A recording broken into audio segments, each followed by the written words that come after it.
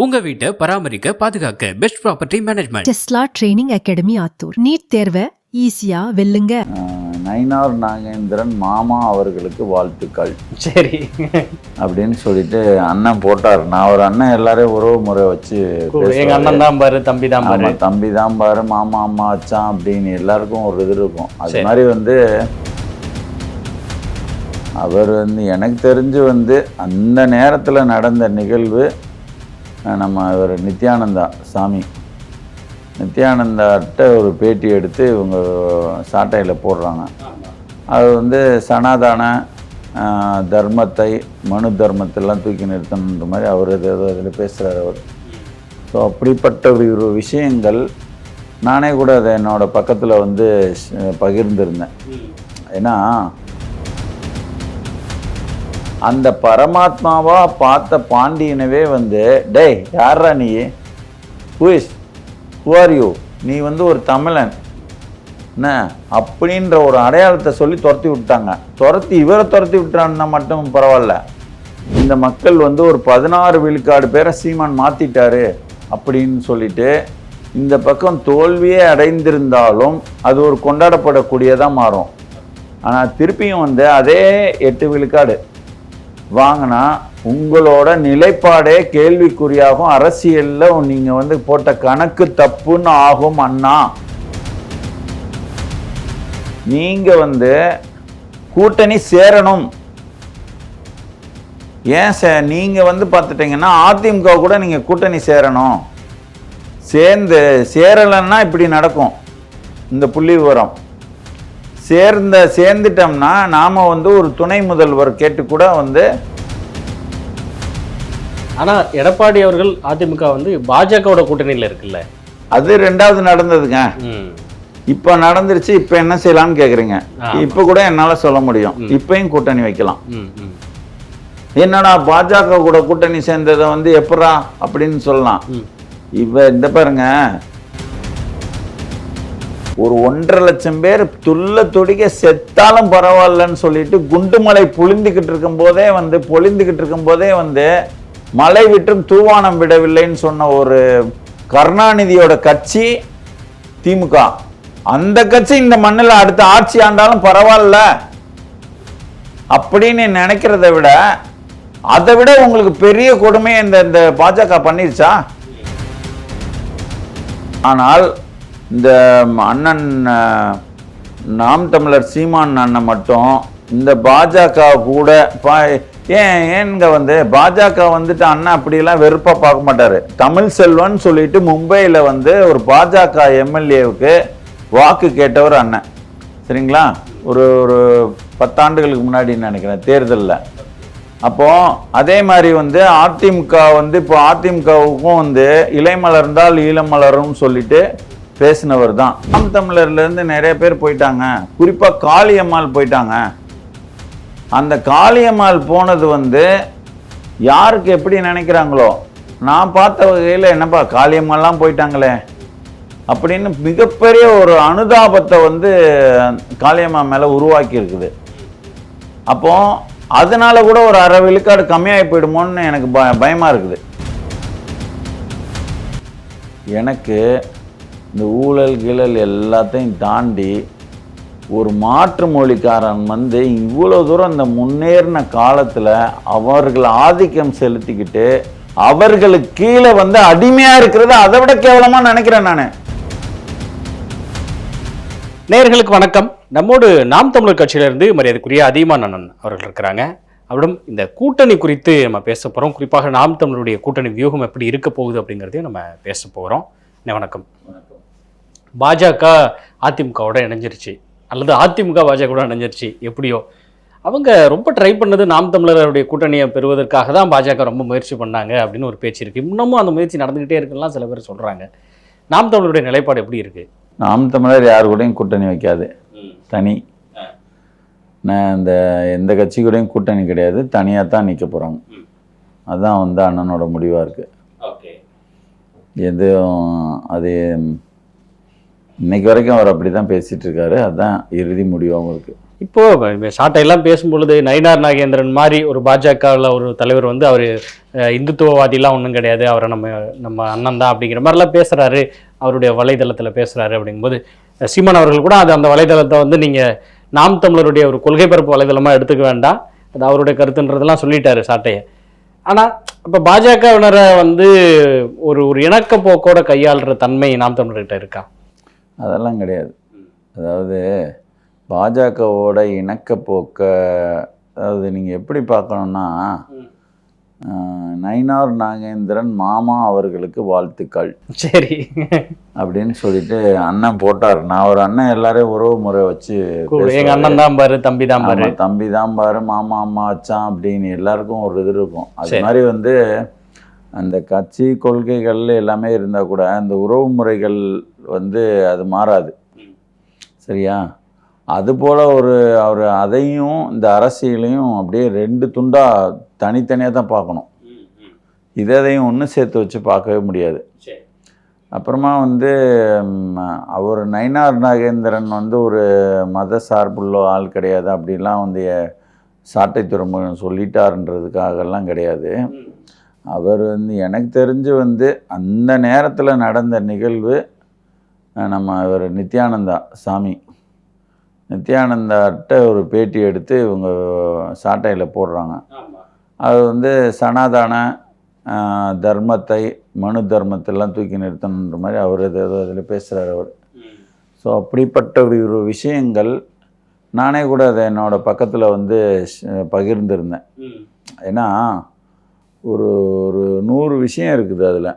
அந்த சனாதானம் அப்படின்னு பேசுகிறதெல்லாம் நம்ம தூக்கி தூர போட்டுட்டு மீதி ஒரு 99 விஷயம் பரவாயில்லையே, நம்ம தமிழால் ஒருத்தர் வந்து கைலாசான்ற நாடு ஆரம்பிக்கிறாரு, அதை எப்படி ஒரு உலகத்தரத்தோடு அவர் பேசுகிறாருன்னு உண்மையிலே வந்து அவர் நித்யானந்தா பேசும்போது நானே இப்படி கன்னத்தில் கை வச்சிட்டேன்.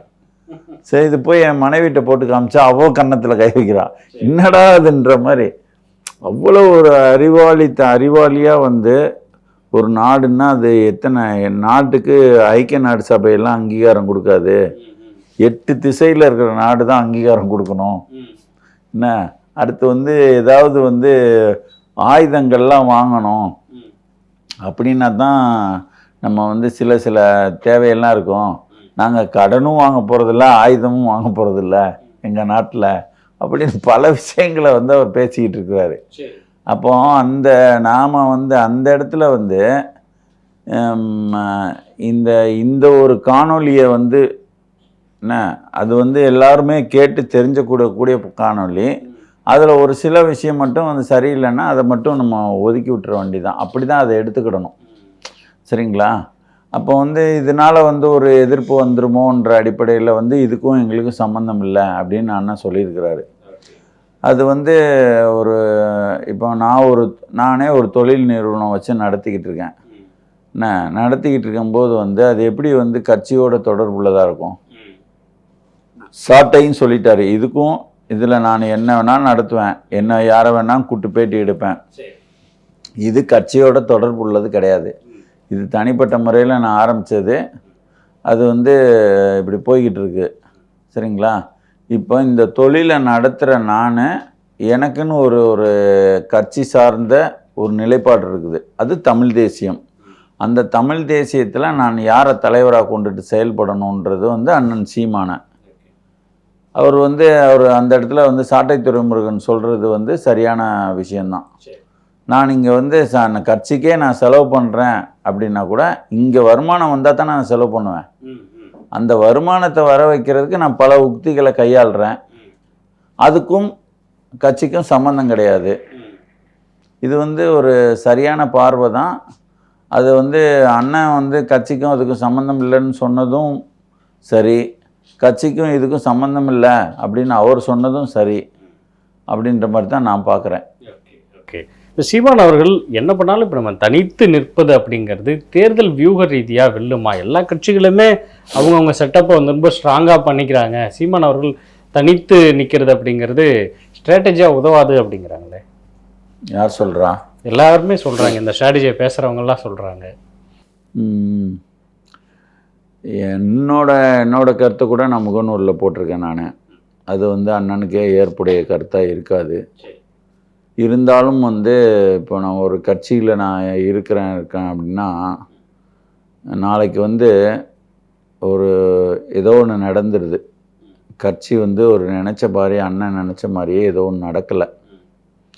அப்போது அந்த நேரத்தில் யார் யார் கூட இருந்தாங்க அப்படின்னு சொல்லிட்டு, இதெல்லாம் ஒரு வரலாறு தானே, சரிங்களா?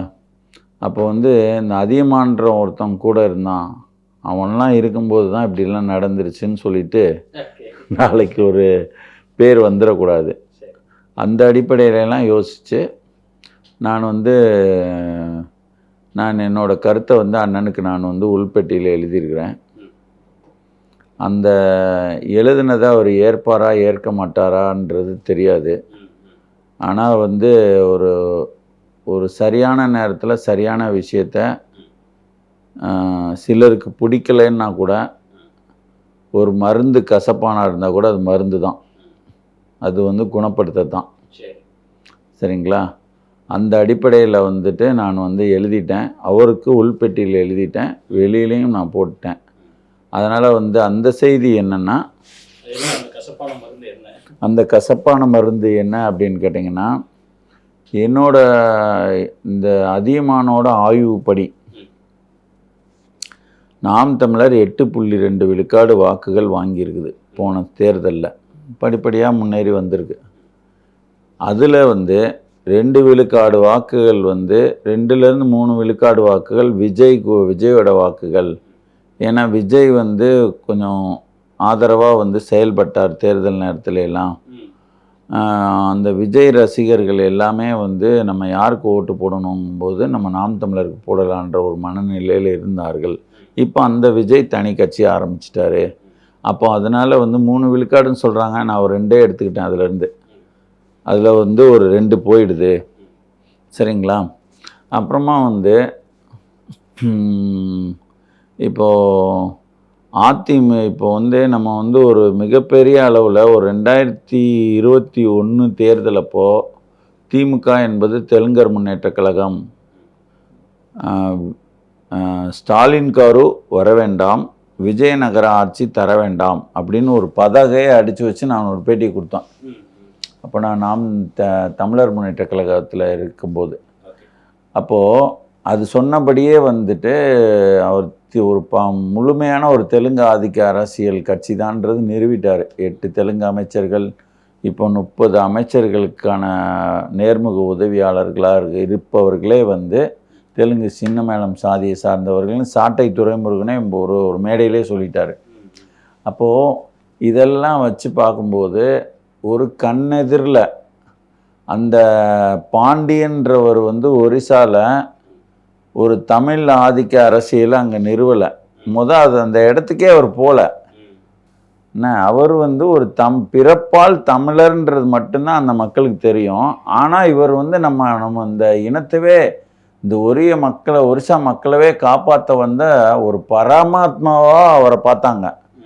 ஆனால் அந்த பரமாத்மாவாக பார்த்த பாண்டியனவே வந்து, டேய் யாரா நீ, ஹூ ஆர் யூ, நீ வந்து ஒரு தமிழன் என்ன அப்படின்ற ஒரு அடையாளத்தை சொல்லி துரத்தி விட்டாங்க. இவரை துரத்தி விட்டான்னா மட்டும் பரவாயில்ல, 25 ஆண்டு காலத்துக்கிட்ட இருந்த ஒரு நவீன் பட்நாயக் ஆட்சி துரத்தி விட்டாங்க பாஜக. அப்படி இருக்கும்போது இங்கே வந்து இந்த இனத்துக்கு கெடுதல்களை செய்கிறத மட்டுமே குலத்தொழிலாக செய்து கொண்டிருக்கிற ஒரு கருணாநிதி குடும்பம் ஒரு தெலுங்கு ஆதிக்க அரசியல் வேலைகளை பட்டவர்த்தனமாக செஞ்சிட்டு இருக்கும்போது அந்த ஆட்சியை நம்ம அப்புறப்படுத்துறது தான் நம்மளோட முதல் வேலையாக இருக்கணும். அப்போ அந்த முதல் வேலையாக இருக்கணுன்றது வந்து கடந்த 5 ஆண்டுகளாக பல்வேறு கட்டங்களில் வந்து இவர்கள் இந்த மண்ணை சார்ந்தவர்கள் இருந்தால் தானே இப்படி செய்வாங்க அப்படி செய்வாங்கன்னு ஒரு நேரடியாக இப்போ நான் பேசுகிற மாதிரி தெலுங்கு ஆதிக்க அரசியல்னு பேசாமல் திராவிட அரசியல், அவர்கள் வந்து ஓங்கோல்காரர்கள், அவர்கள் தாய்மொழி இது இல்லையே அப்படின்னு பல வகையில் வந்து இவர்கள் தமிழர் அல்ல, அவர்கள் தெலுங்கர்கள், அதனால தான் இப்படி பண்ணுறாங்கன்னு அண்ணன் பல இடத்துல பேசிட்டாரு. இது வந்து அந்த நாம் தமிழர் கட்சிக்கு வந்து ஒரு பெரிய வந்து ஒரு வெறுப்பை வந்து கொடுத்துருக்குமா, கொடுக்குதா? கண்டிப்பாக கொடுத்துருக்கோம். இப்போ நாளைக்கு வந்து ஓட்டு போட போகிறாங்க. போடும்போது வந்து நம்ம இந்த ஒரு நாம் தமிழர் வந்து 12 விழுக்காடு வாங்கினாலும் அது வந்து இந்த தெலுங்கு ஆதிக்க அரசியலை துரத்துறதுக்கு பயன்படுமா பயன்படாதா அப்படின்னு இவன் சிந்திச்சு என்ன போன தடவை போட்டோம், அந்த போட்டதுனால தான் வந்து திமுக வந்துருச்சுன்னு அண்ணனே சொல்கிறாரு. இந்த தடவையும் போட்டு அதே கட்சி வரணுமா, நமக்கு சோதனையை கொடுக்கணுமா, இது தேவையாடா அப்படின்னு நினச்சி ஒரு மாற்றி போடுறவங்க, நாம் தமிழர்காரங்களா இருந்து மாற்றி போடுறவர்கள் 2 விழுக்காடு.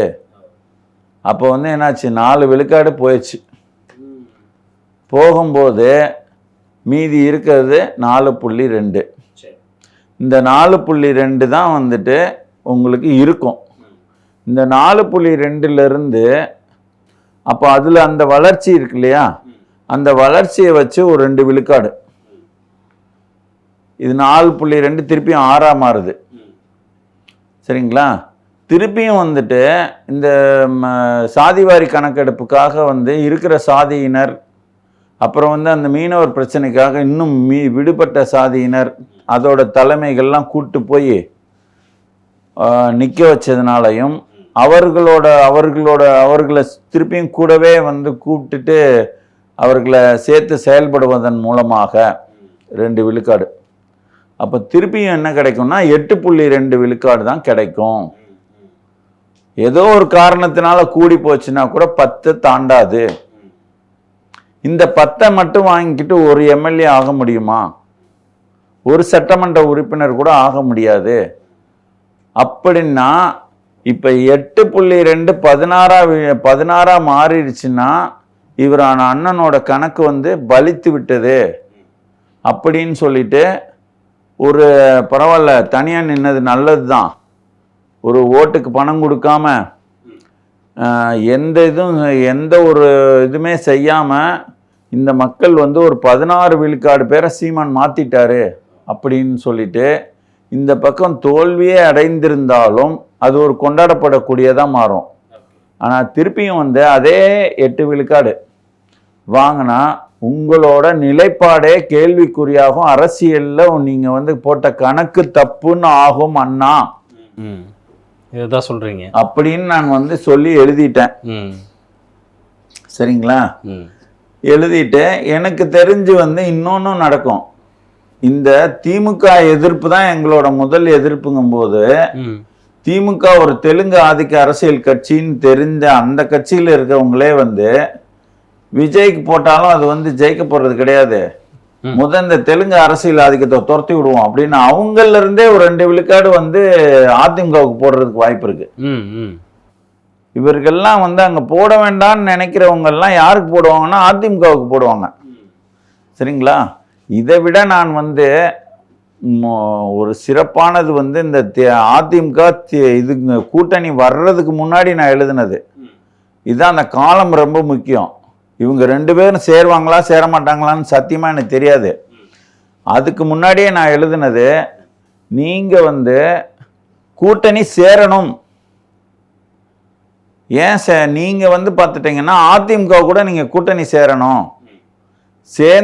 சேரலைன்னா இப்படி நடக்கும். இந்த புள்ளி விவரம் சேர்ந்துட்டோம்னா நாம வந்து ஒரு துணை முதல்வர் கேட்டு கூட வந்து இப்போதைக்கு வந்து இந்த தெலுங்கு அரசியல் ஆதிக்கம் அப்படி கூட சொல்ல வேணா, நீங்க வந்து இந்த கட்சி வந்து ஒரு நாடக கட்சி, ஏதோ ஒரு காரணத்தை சொல்லுங்க, சொல்லி இந்த திமுகவை முதல்ல துரத்தணும். பாருங்க, சாதிவாரி கணக்கெடுப்பு கூட எடுக்க மாட்டேங்கிறாங்க. நேரடியாவே சொல்லலாங்க, தெலுங்கு அரசியல் ஆதிக்கத்தை நேரடியா சொல்லலாம். அங்க மோடியும் அமித்ஷாவும் சொல்லும் போது தமிழ்நாட்டை தமிழர் தான் ஆளணும்னு சொல்ற நமக்கு சொல்றதுக்கு என்ன பிரச்சனை? எந்த கட்சியாலையும் சொல்ல முடியாது, ஆனா நாம் தமிழரால சொல்ல முடியும். அதனால நீங்க வந்து அதிமுக கூட கூட்டணி வைக்கணும்.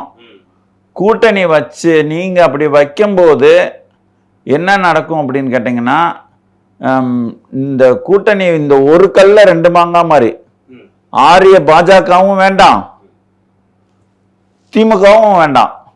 அப்போ என்ன, நாம் தமிழர் மட்டும் ஒன்று உள்ள போயிருச்சுன்னா 2 காலி பண்ணிடுறோம் இந்த இனத்துக்கு எதிரானவர்களை. ஏன்னா நீ இவரோட வருகைக்காக அது காத்து கிடக்குது. அதனால வந்து அந்த ஒரு முடிவை எடுத்தா இந்த இப்போதைக்கு வந்து நம்ம அதிமுக கூட வந்து சேர்ந்துக்கிட்டு அப்புறமா வந்து நம்ம என்ன பண்ணோம், அதுவே வந்து அந்த கட்சியவே வந்து ஒரு தமிழ் தேசிய கட்சியா கூட மாத்தலாம். யார் எடப்பாடியவேவும் அவர் ஒரு கிட்டத்தட்ட ஒரு தமிழ் தேசியவாதி மாதிரி தான் அவரு. ஏன்னா அற்புதமாலாம் கூட்டு போய் அந்த 70 விடுதலை நேரத்துல பேசியிருக்கிறாரு, வர வச்சு அம்மா வாங்கம்மா அப்படின்னு அதுக்கான நடவடிக்கைகள் எடுத்திருக்கிறாரு. இந்த நீட்டை கொண்டு வந்து நாசகரமாக கொண்டு வந்திருக்கும் போது அதுக்கு என்ன பண்ணலான்னு ஒரு 7.5 அரசு பள்ளி மாணவர்களுக்குன்னு அறிவிச்சிருக்கிறாரு. என்ன அப்புறம் தைப்பூசத்துக்கு விடுமுறை விட்டுருக்கிறாரு. இப்போ கிட்டத்தட்ட இவர் சொல்றதெல்லாம் அவர் கேட்குற ஒரு முதல்வர் அவர், சரிங்களா? அப்போ அப்படிப்பட்டவர் கூட போய் அந்த கட்சியை வந்து ஜெயிக்க வைக்கிறதோட நம்ம இனத்திற்கு எதிரான தெலுங்கு ஆதிக்க அரசியலை ஒழிக்கிறோம். இந்த பக்கம் ஆரியத்தையும் பாஜகவும் உள்ள விடாம தடுக்கிறோம். ஒரு கல்ல 2 மாங்காய். இப்படி செய்யலாம் அப்படின்றதும், இப்படி செய்யவில்லை என்றால் என்ன நடக்கும் அப்படின்றதையும் நான் வந்து எழுதிட்டேன், சரிங்களா? இதுதான் வந்து என்னோட அரசியல் பார்வை. இது வந்து எப்படின்னு கேட்டிங்கன்னா, அண்ணன் சொல்றதெல்லாம் வந்துட்டு அவர் சொல்றது அத்தனையுமே சரி அப்படின்னு சொல்லிட்டு என்ன சொன்னாலும் கேட்டுக்கிட்டு இருக்கிற, அது வந்து என்ன சொன்னாலும் கேட்டுக்கலாம்னா அந்த இனத்துக்கு அதனால பாதிப்பு இல்லைன்னா என்ன சொன்னாலும் கேட்டுக்கலாம். ஆனா இந்த இனத்துக்கு ஒரு அடுத்த 5 ஆண்டு காலம் இந்த தெலுங்கு ஆதிக்கத்துக்கிட்டே இந்த அரசியல் போகுது அப்படின்ற போது இதை பத்தி எதிர்த்து போராடிக்கிட்டு இருக்கிற அதிகமானால, அதை சொன்னதுக்காகவே 70 நாட்கள் சிறைக்கு போயிட்டு வந்த அதிகமானால இதை ஜீரணிக்க முடியுமா? முடியாது. என்ன அவரே என்கிட்ட சொன்னதுதான், இன்னொரு தடவை இவனுக்கு கையில் ஆட்சியை கொடுத்தா சுடுகாடா மாத்திடுவானுங்கன்னு. அப்போ அதனால வந்து நம்ம அண்ணன் சொன்னா கேட்டுக்கிடுவாருன்ற அடிப்படையில நான் எழுதி விட்டேன் நான். ஆனா எடப்பாடி அவர்கள் அதிமுக வந்து பாஜகவோட கூட்டணியில இருக்குல்ல, அது 2வது நடந்ததுங்க. இப்ப நடந்துருச்சு. இப்ப என்ன செய்யலாம்னு கேக்குறீங்க. இப்ப கூட என்னால சொல்ல முடியும், இப்பயும் கூட்டணி வைக்கலாம். என்னடா பாஜக கூட கூட்டணி சேர்ந்ததை வந்து எப்படா அப்படின்னு சொல்லலாம். இந்த பாருங்க, பாஜக ஒன்னும் ஒரு மனித குல விரோதி கட்சியெல்லாம் கிடையாது. அது என்ன ஒரு 1.5 லட்சம் பேர் துள்ள துடிக்க செத்தாலும் பரவாயில்லன்னு சொல்லிட்டு குண்டுமலை பொழிந்துகிட்டு இருக்கும் போதே வந்து மழை விட்டும் தூவானம் விடவில்லைன்னு சொன்ன ஒரு கருணாநிதியோட கட்சி திமுக. அந்த கட்சி இந்த மண்ணில் அடுத்த ஆட்சி ஆண்டாலும் பரவாயில்ல அப்படின்னு நினைக்கிறத விட, அதை விட உங்களுக்கு பெரிய கொடுமையை இந்த பாஜக பண்ணிருச்சா? சரியா? அப்போ அதிமுக கூட்டணியிலே நானும் வர்றேன் அப்படின்ட்டு போகும்போது என்ன நடக்குதுன்னா, உடனடியா அடுத்த அதிமுக ஆட்சி தான் அப்படின்னு சொல்லி இங்க வந்து எழுதப்படாத சட்டம் போல டிக்ளேர் ஆயிடுது. அதாவது எந்த ஒரு மக்கள் மனதில் தொங்கல்லாம் கிடையாது, அடுத்த அதிமுக ஆட்சி தான்டா அப்படின்னு சொல்லிட்டு தலை நிமிந்து போற அளவுல ஒரு சூழ்நிலை யாரால வரும்னா அண்ணன் சீமானால வரும். இன்னைக்கு இருக்கிற நிலைமையில வந்து யார் வருவான்ற மாதிரி தான் இருக்குது. அதுலயும் வந்து திமுக கை தான் இன்னைக்கு ஓங்கி இருக்குது. அதிமுக பாஜக அந்த நம்ம பாமக தேமுதிக எல்லாம் சேர்ந்த பிறகும் இந்த கட்சியோட ஓட்டுகளை திமுகவோட ஓட்டுகளை வந்து இவங்க 2 பேரும் பிரிச்சிருவாங்க, சரிங்களா? பிரிக்கும்போது வந்துட்டு அதிமுக ஓட்டையும் இவங்க பிரிப்பாங்க. பிரிக்கும்போது நம்ம வந்து ஜாலியாக வந்துடலாம், சிறுபான்மையினர் ஓட்டு அதெல்லாம் வச்சு வந்துடலாம் அப்படின்ற மாதிரி நினப்பில் அவங்க இருக்கிறாங்க. யார்? திமுக. நான் இந்த பக்கம் இன்னொரு சிலர் வந்து இதுதான் வரும், அதிமுக வரும்னு சொல்கிறாங்க. ஆனால் இந்த அண்ணன் நாம் தமிழர் சீமான் அண்ணன் மட்டும் இந்த பாஜக கூட ஏங்க வந்து பாஜக வந்துட்டு அண்ணன் அப்படியெல்லாம் வெறுப்பா பார்க்க மாட்டாரு. தமிழ் செல்வன் சொல்லிட்டு மும்பையில வந்து ஒரு பாஜக எம்எல்ஏவுக்கு வாக்கு கேட்டவர் அண்ணன், சரிங்களா? ஒரு 10 ஆண்டுகளுக்கு முன்னாடி நினைக்கிறேன் தேர்தலில். அப்போ அதே மாதிரி வந்து அதிமுக வந்து இப்போ அதிமுகவுக்கும் வந்து இலை மலர்ந்தால் ஈழம் மலரும் சொல்லிட்டு பேசினவர் தான். அதனால வந்து நான் வந்து முழுசா ஒரு காலம் நான் ஏற்றுக்கொள்ள மாட்டேன் அப்படின்னு சொல்லிட்டு அந்த சொன்னதுனால வந்து கண்டிப்பா வந்து நீங்க ஒரு வேற ரொம்ப ஒன்று வேணாம், இவர் அண்ணன் தனியாவே நிக்கட்டும், நாம் தமிழர் நின்று ஒரு 20 சட்டமன்ற உறுப்பினர்களை மட்டும் வாங்குற ஒரு நிலைமை இருந்தா கூட நான் இதை வேண்டான்றுவேன். நான் நீங்க தனியாவே நில்லுங்கண்ணா. எப்படின்னா ஒரு தொங்கு சட்டசபை வரும், நம்ம போயிட்டு என் பேச்சை கேட்டுக்கிறியா, நான் தான் முதல்வர், நான் என்னை ஒத்துக்கிறியா, அப்போ நான் வந்து உங்க கூட நான் கூட்டணி வர்றேன், அது தேர்தலுக்கு அப்புறம் அப்படின்னு கூட நம்ம வந்து அந்த இடத்துக்கு போயிடலாம். சில விஷயங்கள்லாம் என்னென்னலாம் செய்யணும், இதுக்கு ஒத்துக்கிடுவியா அப்படின்ற மாதிரிலாம் போட்டு போயிடலாம். ஆனால் இந்த 10 விழுக்காடு வாக்க வாங்கி நீங்க வந்து ஒரு சட்டமன்ற உறுப்பினர் கூட ஆக முடியாதே. யாரு நேரடியா தெலுங்கு ஆதிக்க அரசியல் வர்றதுக்கு தானே வழி வைக்குது. இந்த தடவை இப்படி என்ன, அடுத்த தடவை வந்து இந்த கட்சி அப்படியே போகுது. அடுத்த தடவை வந்து நீங்க அடுத்த தடவை யாரு கூடயும் கூட்டணி கிடையாது, சரியா? அப்போ 15 வாங்குறீங்க, அப்பையும் திமுக என்ன, அப்புறம் நீங்க வந்து தனியா யாரு கூடயும் கூட்டணி கிடையாது, 20 வாங்குறீங்க, அப்பையும் திமுக. அப்ப இன்னும் 3 தடவை வந்துட்டு சுடுகாட்டுல இருக்கிற எலும்பு கூட இருக்காது, அதை ஏதாவது அரைச்சி மெடிசன் ஆக்கி வித்துட்டு போயிடுவான் அவன், சரிங்களா? இந்த மாதிரி நிலை வரக்கூடாதுன்னு சொல்லிட்டு இதை பலரை ஏத்துக்கிடாம போலாம். நாம் தமிழர்ல என்னடா இப்படி போய் பேசிட்டு இருக்கான், அப்ப வந்து இப்படி போய் பேசிட்டு இருக்கான்னு. நான் வந்து அதியமான் வந்து ஒரு ஆய்வு அரசியல் பண்றவன், அதுவும் தமிழ் தேசியத்தை கரைச்சு குடிச்சவன். நான் நாளைக்கு இதுதான் நடக்கும்ன்றது எனக்கு வந்து நான் கணிச்சதெல்லாம் எதுவுமே மாறினதில்லை. இந்த 5 பேர் படத்தை போட்டு இதுல யார் வருவாங்கன்னு போட்டிருந்தாங்க ஒரு 20 நாளைக்கு முன்னாடி. என்ன யாருன்னா பாஜகவுக்கு தலைவரா, நான் ஒரே ஒருத்தர் தான் சொன்னேன், இவர் தான் வருவார் அப்படின்னு நானே போட்டேன். 10 நாள் கழிச்சு இந்த பார்த்தீங்களா நான் சொன்னதை நானே போட்டேன், வந்துட்டாங்க பார்த்தீங்களான்னு. அது மாதிரி மாறினதெல்லாம் கிடையவே கிடையாது. இன்னொன்று வந்து இன்னொரு பயம் கூட எனக்கு இருக்குது. எப்படின்னா, நாம் தமிழர்லேருந்து நிறைய பேர் போயிட்டாங்க, குறிப்பாக காளியம்மாள் போயிட்டாங்க. அந்த காளியம்மாள் போனது வந்து யாருக்கு எப்படி நினைக்கிறாங்களோ, நான் பார்த்த வகையில் என்னப்பா காளியம்மாள்லாம் போயிட்டாங்களே அப்படின்னு மிகப்பெரிய ஒரு அனுதாபத்தை வந்து காளியம்மா மேலே உருவாக்கி இருக்குது. அப்போ அதனால கூட ஒரு 1/2 விழுக்காடு கம்மியாகி போயிடுமோன்னு எனக்கு பயமா இருக்குது. இப்போ நீங்க வந்து ஒரு கட்சி விட்டு இவர் பண்றது பிடிக்கலான்ட்டு வெளியில போயிட்டு நீங்க வந்து ஏதாவது ஒன்று பேசிக்கிட்டு இருக்கிறது வேற. ஆனா நம்ம கட்சிக்குள்ள இருந்து கட்சியோட நலனை உயிரா மதிச்சு இந்த கட்சி இன்னும் வளரணும்ட்டு நம்ம உள்ள வந்திருக்கிறோம். உள்ள வந்திருக்கும் போது வந்து நாம வந்து சொல்ல வேண்டியது நம்மளோட பொறுப்பும் கடமையுமா இருக்குது.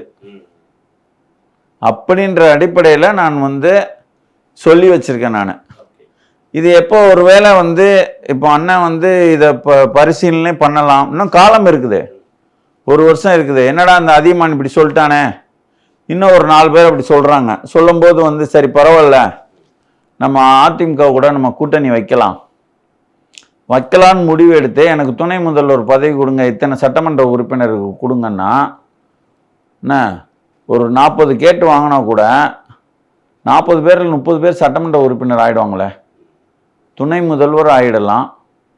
என்ன பாஜக வந்துட்டு இல்லை சீமானை சேர்க்காதுன்னு சொல்ல போதா, அது எப்படியாவது திமுகவை துரத்தி விட்டுறணும்.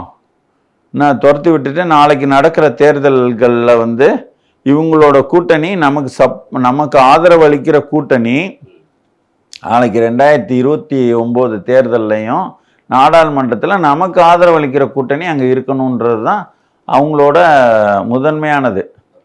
இங்கேயும் வளரணும்னு எண்ணம் இருக்கலாம், ஆனால் எது முதன்மையானதுன்னு இருக்குல்ல. அப்போ நாம வந்து இங்க இருந்துக்கலாம். நாம வந்து இப்ப தற்காலிகத்துக்கு அந்த பாஜகவை பயன்படுத்திக்கிட்டு நாளைக்கு வேணா தூக்கி தூர போட்டுற வேண்டியதான், சரியா? அப்போ அப்படி இருக்கும்போது இன்னைக்கு பாஜக கூட கூட்டணி வச்ச பிறகும் அதை ஒரு தீண்டத்தகாத கட்சியாக பார்க்காமல் பரவாயில்லன்னு கூட்டணி வைக்கிறது தப்பே கிடையாது. அப்போ வந்து அதிமுகவோட வெற்றி உறுதிப்படுத்தப்படுது. அதே நேரத்தில் நாம் தமிழர்ல இருந்தும் சட்டமன்ற உறுப்பினர்கள் ஆயிடுவாங்க. எனக்கு வந்து அண்ணன் தனியாக நிற்கிறாருன்றதுல எனக்கு ரொம்ப பிடிச்சிருக்கு.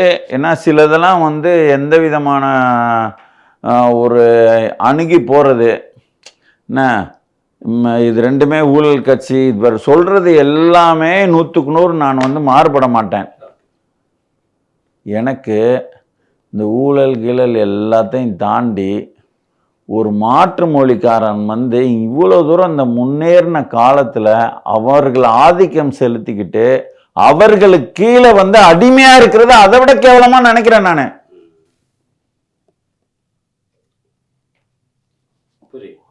அதாவது யாரு கூட கூட்டணி சேர்ந்தாவது இவர்களை அனுப்பிவிட வேண்டும் என்பது என்னோட அடிமை விலங்கு உடைச்சி நான் சுதந்திர தமிழனா இருக்கிறதோட வெளிப்பாடு தானே தவிர வேற எந்த ஒரு அண்ணனோட நிலைப்பாட்டில் குறுக்கிடணுன்றதெல்லாம் எனக்கு நோக்கமே கிடையாது.